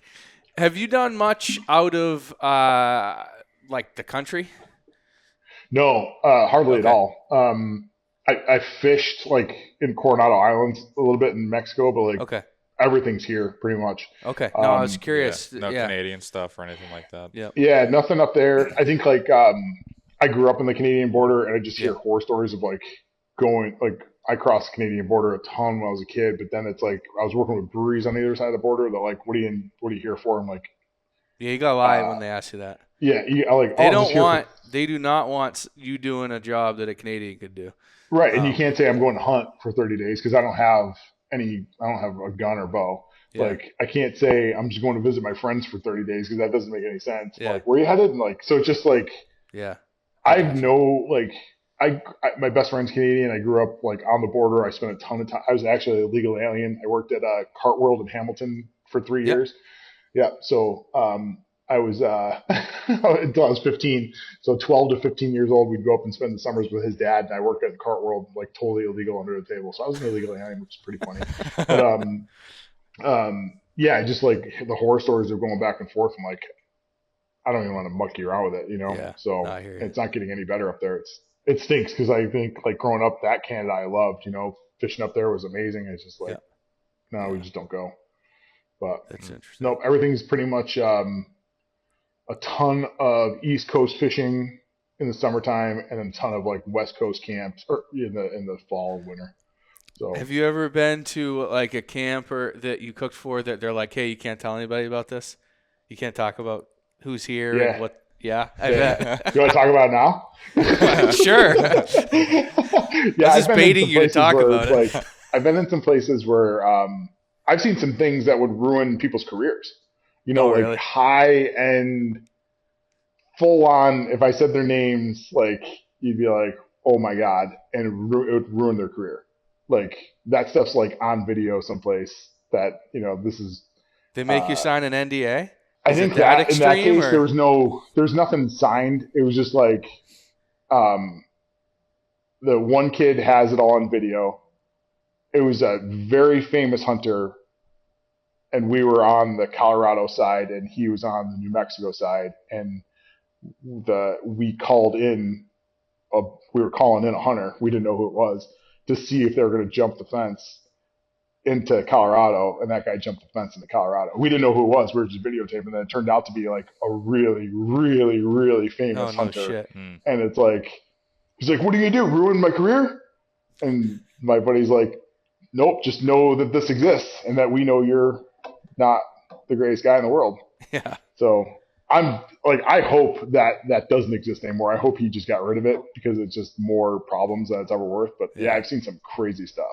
So it's I like, bet. and like what I've seen up close is like from the celebrity side of stuff where it's like, really, like where you're putting products in front of animals Yeah. that had nothing to do with anything, or like the animal's been out in the sun for way too long and it's spoiling and rotten, and it's like you need more pictures of it for real. Like, Yeah. let's take care of this. Where it's like there's that part of me that's like feels super gross because I'm a part of it, because like I'm there making money on that, and it's like if the regular Joe Blow guy could see after the fourth wall, they would care so much less about the stuff they're killing.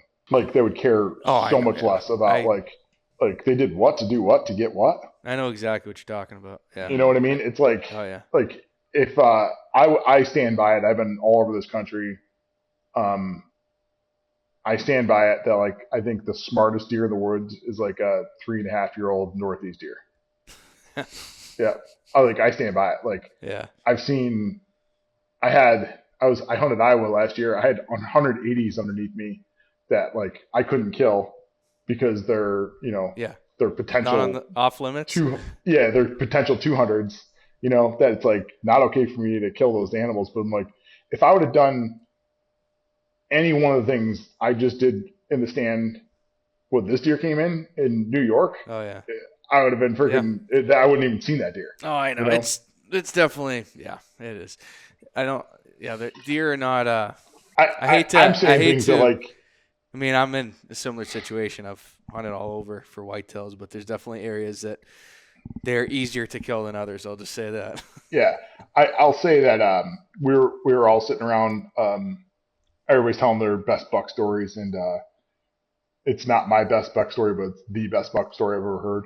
Is that one of my really good friends named Brandon Lilly, like was the pound for pound the strongest man on the planet at one point, and now he's a bow hunter. He's like a freaking diehard. He took like that powerlifting Yep. mentality and put it into like archery hunting. So he's building his own bows, building his own arrows, building his own like broadhead. Like the guy is just like diehard. Like I watched him pick up his stick bow and like was there when the inception of that happened, and like just watched him like take his his pro athlete mind and put it to like stick bows, and like has so far gone past like anything I ever knew about like what you could do. And the coolest story, like I'm sitting down with like these famous hunters and they're all talking about their third or fourth 200-inch whitetail. And like the coolest story I heard that year was Brandon Lilly shot 136-inch whitetail with a bow he made opening day of Ohio rifle season that he spot and stalked. That's pretty I'm cool. like, dude, you can't beat that. That's pretty cool. That's the coolest story of all time. Right? Like, how do you beat that? Yeah. Like, I don't care that you killed how many 200-inch deer you killed. You ever done anything like that? Like, that's what's cool to me. No, I hear you for sure. So what's next? Are you gonna continue to do? You think you're gonna continue to roll with the camps and the cooking and keep that part of your fall schedule? Yeah, I hope so. If my boss is watching this, no, but yes, like I hope so. Like, I think like ideally, like my goal for Ellsworth Cooks was just to find a brand job in the industry that like I could like slow down a little bit on, and I never like I'm a big fan of like the MKC guys and big fan of Yeti, like those brands are like I just need like I want to take my old world of like beer brand builder and like bring it into the outdoor industry, and I started Ellsworth Cooks as like a way into those camps to like show how hard I could work and like how like my skill sets.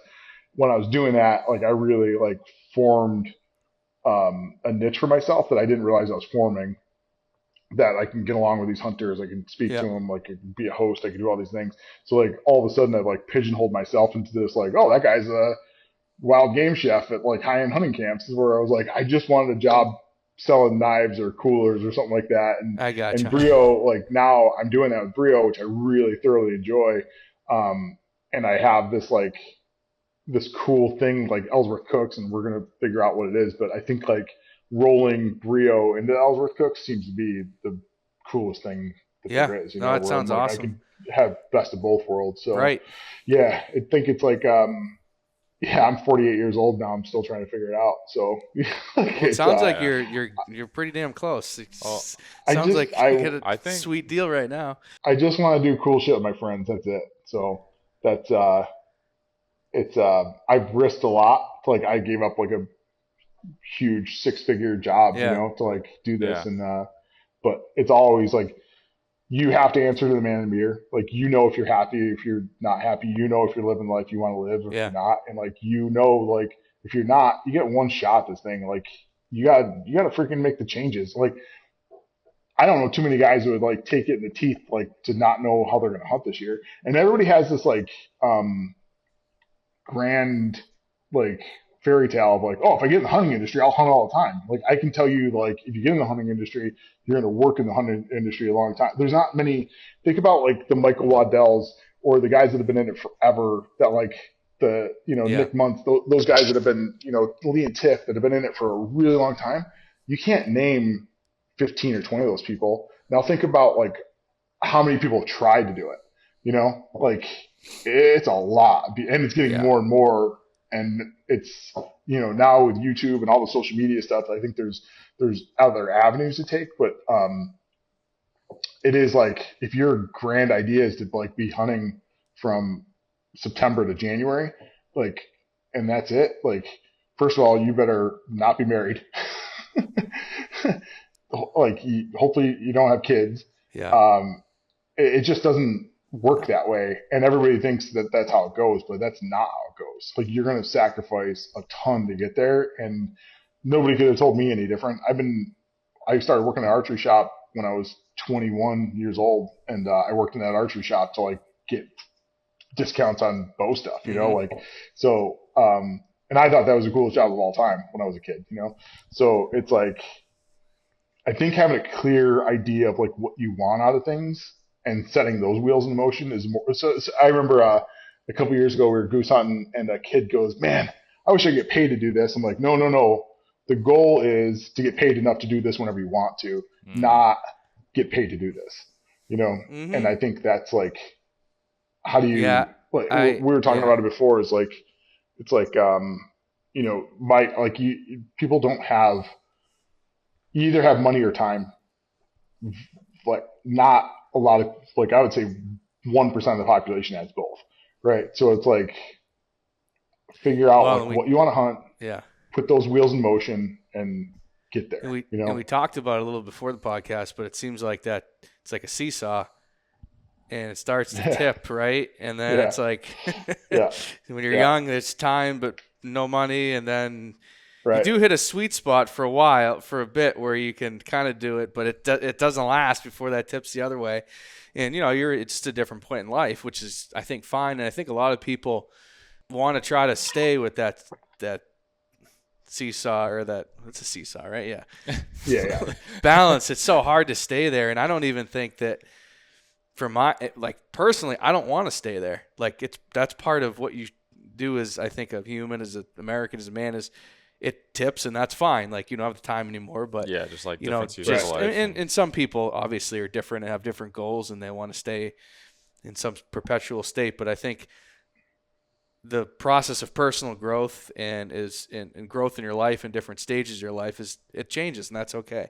And I think at first it was difficult for me to be okay with that. Like and I hunt a fair amount, don't get me wrong, but I think people think I hunt way more than I do, because I really don't hunt as much as people think I do. Right. So I just don't have the time to do it. I think I've just become more efficient with it than I used to be. But it's all about where are you at, and then where do you want to go, and then what can you do within that framework to be happy and fulfilled in what you got, what you're doing.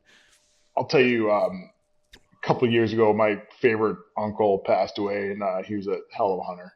I don't know if he was I guess like he hunted a lot, killed a lot of ducks, killed in his long tenure of a hunting career, killed some cool bucks and stuff.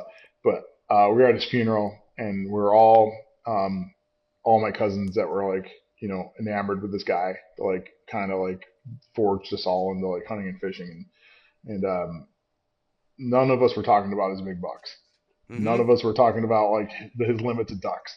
We were talking about like the time he missed, the time he fell in the water, the time like those are the the time he like put chewing tobacco in his own coffee, like all those things that's the funny stuff that sticks out to us. Yep. Nobody so this hit me pretty hard of like all the things that we are like, oh man, I gotta get a wall here. What am I gonna do with this? Like how am I gonna like all that stuff? Like none of that stuff matters. And like the people closest to you, like the people that are like forged by who you are, like the ones that matter aren't talking about the deer you killed or the duck or the limits or any of that stuff. They're talking about like how much fun they had with you there, and that's the thing is like how many more falls do you think you got, and it's like that hit me like a ton of bricks, man. I'm 48 now. Average life expectancy is 72.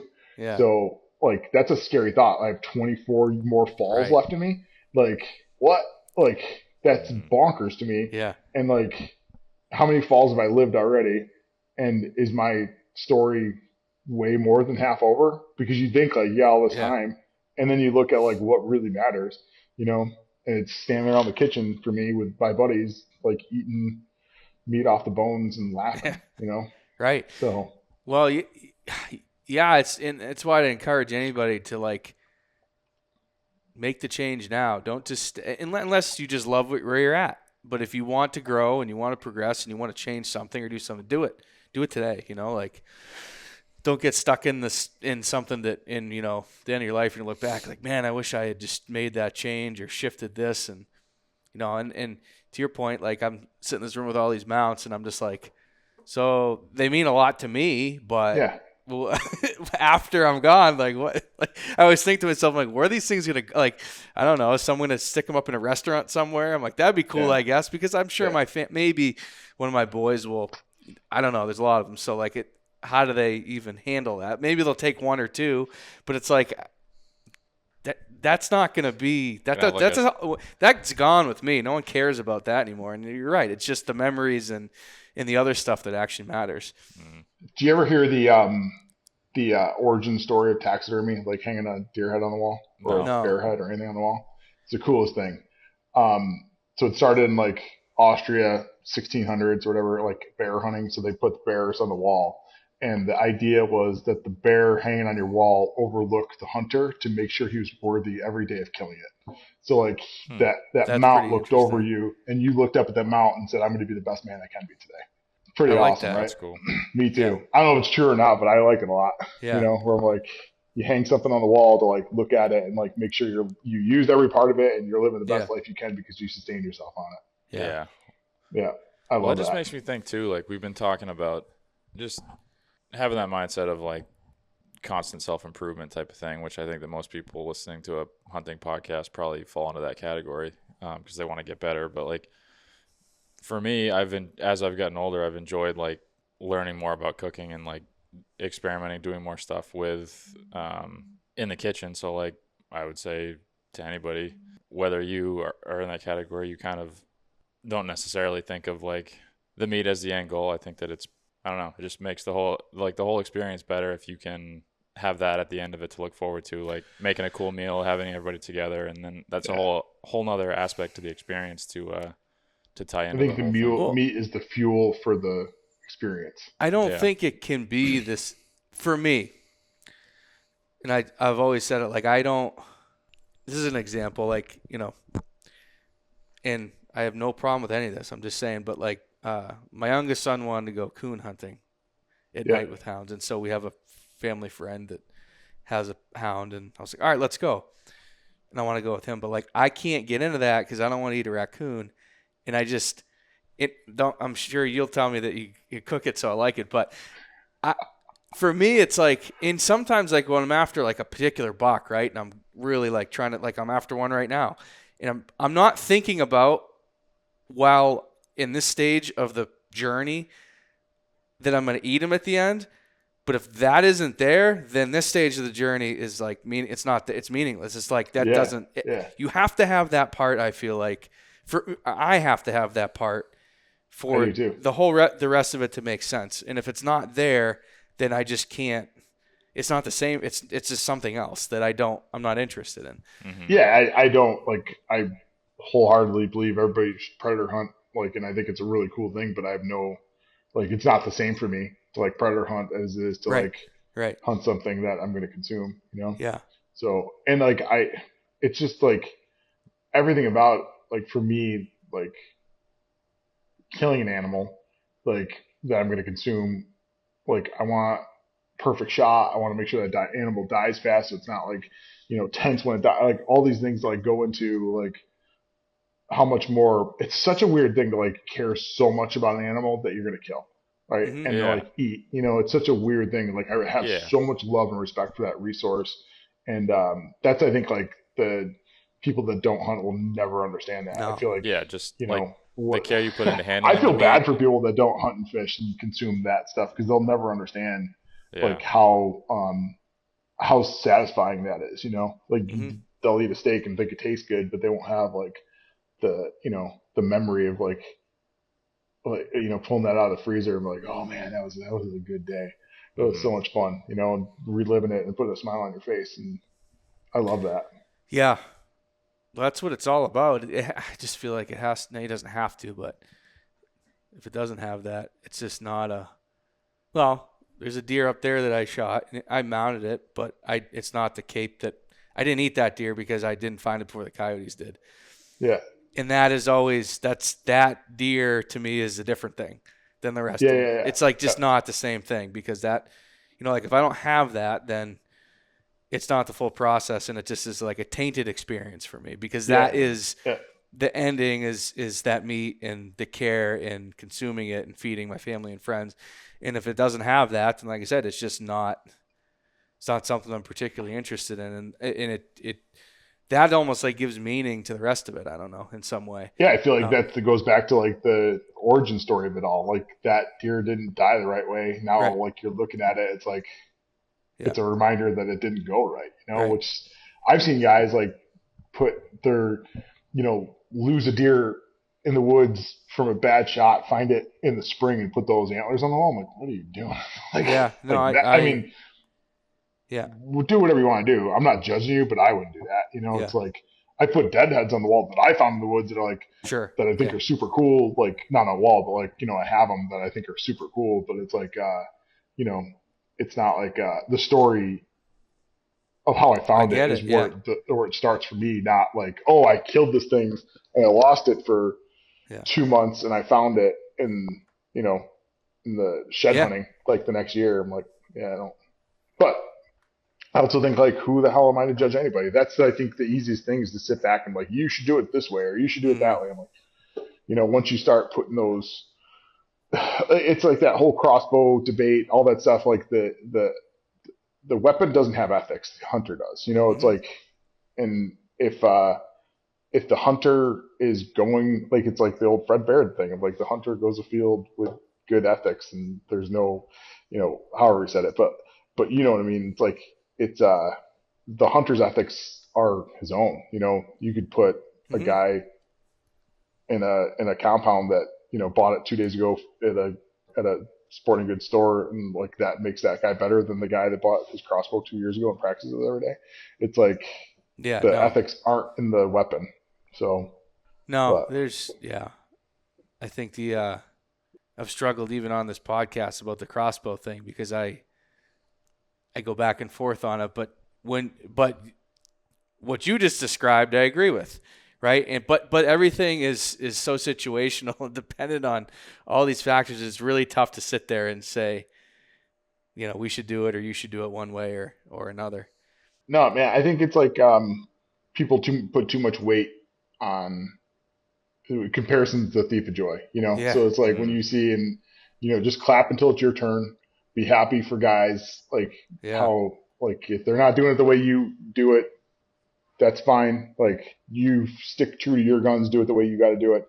But I think like to sit back and be like, this guy's doing it wrong, or that guy only kills deer this way.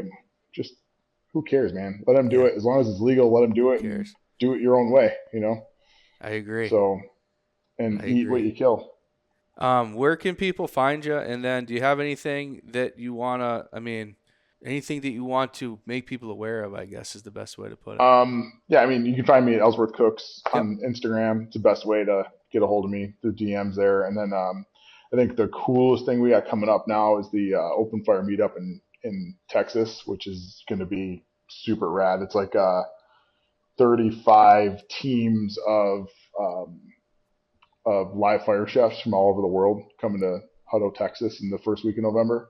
Oh, that's cool. Like, yeah, it's so there's 2 days of barbecue competition, like live fire competitions beforehand, and then Saturday it's like open to the public, and then I guess there's like 20,000 people coming. Holy smokes. We'll have it's like one of the biggest like outdoor live fire cooking events. So check that out, open fire meetup. Brio, I'll be there with Brio. We have a 20 by 20 booth there, so we'll be cooking all kinds of cool stuff. I think I'm gonna do like a 7-bone prime rib on the rotisserie for like 10 hours, and then but they do just check it out. It's super cool to see it on Instagram. Like last year they did we worked with Bearded Butchers and did a entire steer over the Brio on a rotisserie, which is crazy. But it's super cool. Like if you're into Texas, is a good time to be here in November. It starts cooling off, and that it's some of the best chefs. Like it's the biggest chef influencers from the world. It's like international that are coming to Texas for 3 days to like come cook and do crazy stuff. So they had like alligators hanging from chains last year. They do a whole huge bison that's like on a rotisserie. It's freaking wild, man. So that sounds cool. Check that out for sure. When is that? First weekend in November. I think it's the 7th, 8th, and 9th. Cool. Awesome. So, good deal. Yeah, that's gonna be super rad. And then then I'll see you. I'll be in New York and for the holiday season. Good stuff. good stuff. And yeah, check out Swan Market if you like sausage. Like that place is awesome. So that's a Rochester, New York, like fantastic place, man. So We'll have to do that for sure. yeah. Well, let me know if you're going to be back for the holiday hunt. Let me know. Where's your place at? Western, well, just west of you. Yeah. Oh, okay. So we're Cuca, Barrington, right on there. Yeah, I'm west of Eric's place too. Oh, so you guys. Oh, yeah. I'll be out in that. We go get. Yeah, it'd be fun for us all to grab, Yeah. cook something for sure. But yeah, the other thing, I'll definitely we'll talk about it. I got some ideas. I'm reluctant to pitch them to you because I don't want to make it seem like I just want you to come cook there. And then I feel like if we invite you somewhere, you're gonna just like start cooking, and I'm like, because that's the vibe I was getting before. I'm like, he's not just gonna stand around. He's gonna, I did it. Where was I the other day? Oh, I went to my twins' second birthday party. Yeah, and like. There was a guy doing a brisket and some other stuff, and I can't he started the brisket, the day before or whatever, and but he's doing chicken, and I'm like, what are you? Fire's a little hot, buddy. So yeah, I actually moved away from the where I am most comfortable in front of that fire, and I had to move myself away from it. So. Yeah. Well, you invite me anywhere and I'll be there. I don't think it'd be fun. I would love to do that. So awesome. If you're there at the same time I'm there, we should definitely catch up. Yeah, absolutely. And, I'll get my hands on some of that venison liverwurst. That would be sweet. Yeah. Yeah. That's what men do. They give each other sausage. Awesome. Some men. All right. Thanks for coming on, man. Have a good night. Yeah. Thanks you for guys watching, so much everybody. For having me. We will see you on the next one.